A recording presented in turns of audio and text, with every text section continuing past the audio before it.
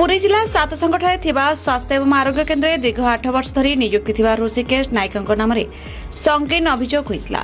ଏହି ଅଭିଯୋଗ ମୁଖ୍ୟମନ୍ତ୍ରୀ ଓଡ଼ିଶା ଜିଲ୍ଲାପାଳ ପୁରୀ ଜିଲ୍ଲା ଚିକିତ୍ସାଧିକାରୀ ପୁରୀ ଏବଂ ଅନ୍ୟାନ୍ୟ ଉଚ୍ଚସ୍ଥ ଅଧିକାରୀଙ୍କୁ ସ୍ଥାନୀୟ ଅଞ୍ଚଳ ଜନସାଧାରଣମାନେ ଲିଖିତ ଅଭିଯୋଗ ଦେଇଛନ୍ତି।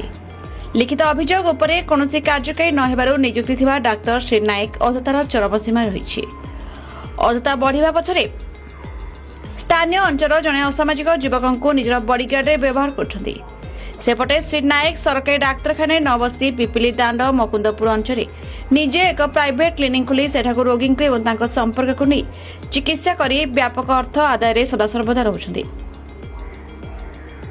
एपटे डाक्तर अनुपस्थित रहिबारु आसुथिबा रोगी गर्भवती महिला नवजात शिशु और वयस्क वृद्धा चिकित्सा पे असुविधार सम्मुखीन होउछन्ति। जदि कोनोसी रोगी समस्या संपर्क में मुह खोलुछन्ति ताले डाक्तर बाबूक निर्देश रे नाली आखि नचे स्थानीय फाणी अभियोग कर विभिन्न प्रकार धमक दियाउछि। एमिति मासकरे 15-20 थर एफआईआर दियाउछि। एभली अनेक समस्या नहीं डाक्तर बाबू गुड़ियानी सूतारे छंदी होइथवा नै समस्या आम प्रतिनिधि निकट में अभियोग हेबा परे आम प्रतिनिधि घटना संपर्क में टीआरओ 24 न्यूज खबर प्रसारण हेबारे खबर प्रसारण पर पुरी जिला मुख्य चिकित्साधिकारी शुक्रवार दिन पहुंची विभिन्न समस्या उपरे श्री नायक को तागिद करिथिबा जानिबाक मिछि।